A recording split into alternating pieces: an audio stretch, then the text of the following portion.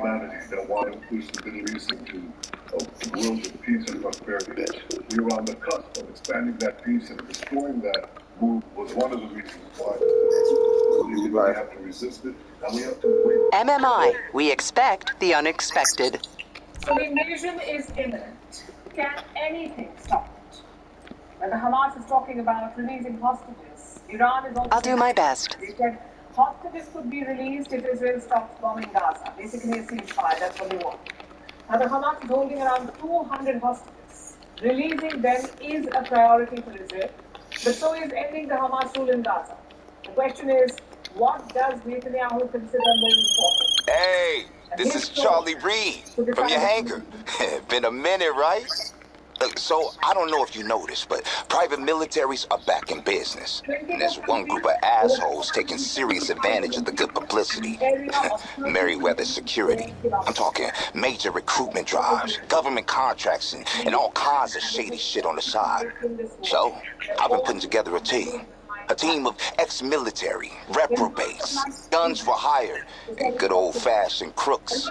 And we got one objective. Doing what's right and putting Merryweather back in the box. And, you know, making some serious paper while we're at it. Now call us the Los Santos Angels. And listen, I want you to be team leader. All you need is some hardware for your Avenger, an operations terminal. And then we'll be good to go. Let me know what you think. Hey bosses, got the guy with this copy of Dre's phone. Head back to the office when you're ready, partner. Inspired by the group called Palestinian Jihad. But it seems none of it matters now. By the time the Israeli denial came, the Arab world had already made its mind. All of them blamed Israel for the strikes.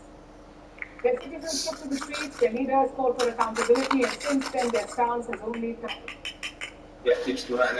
Our meeting today comes in response to the tragic and violent developments taking place in the region and to study the dangerous situation of the escalation of military operations in the Gaza Strip and surroundings, and to declare our categorical rejection of the repeated assaults and increasing attacks by the Israeli occupation forces, despite repeated appeals to immediately stop military operations, the victims of which are children and women and elderly defenseless civilians.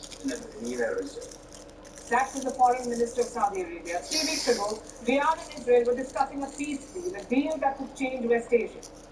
21 days later, the same Riyadh is condemning Israel in no uncertain terms, asking it to stop its assaults and attacks on Gaza. It shows you how fast the dynamics change. And there are a lot of factors at play. The first, of course, are the peace deals. Israel and Arab nations may have signed those deals, but they did not bring peace. The region is on the brink of a wider conflict, one that could engulf the whole of West Asia. The lowest panic issues run deep and extend well beyond the confines of Israel and the occupied Palestinian territory.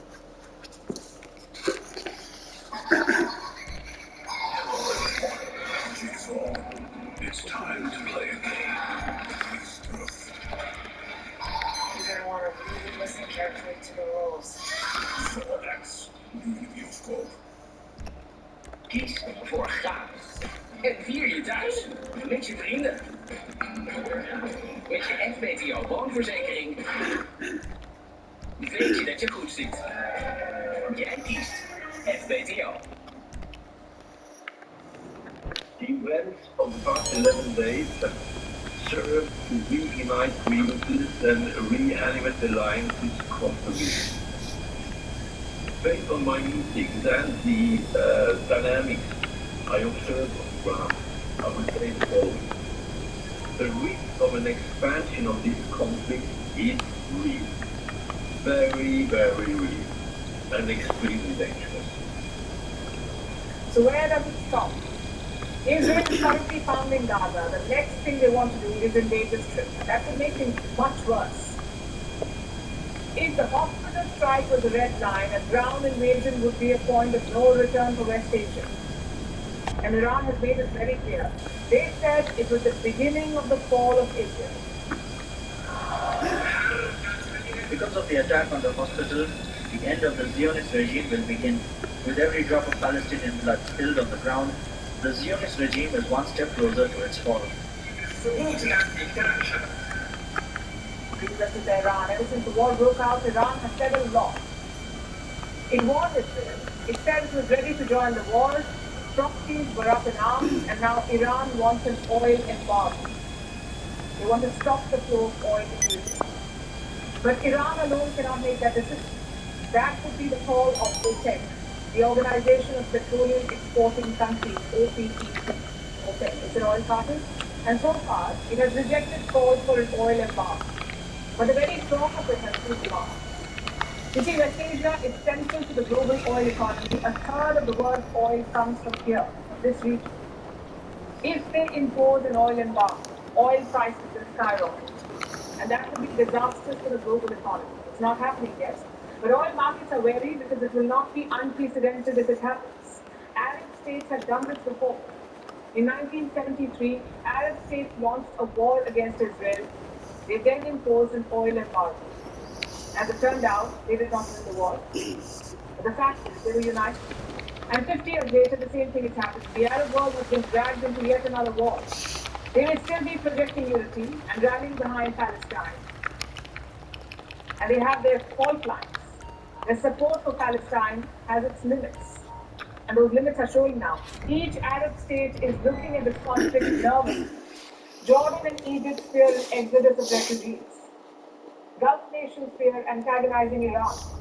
And Saudi Arabia fears Iranian proxies lashing out.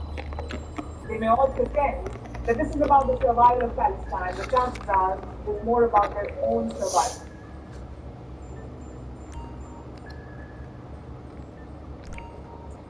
One man's war is another man's opportunity. That seems to be the thinking in China right now. President Xi Jinping is hosting the Belt and Road Summit. He's trying hard to save his pet project. But West Asia is also on his mind. On Thursday, Xi Jinping met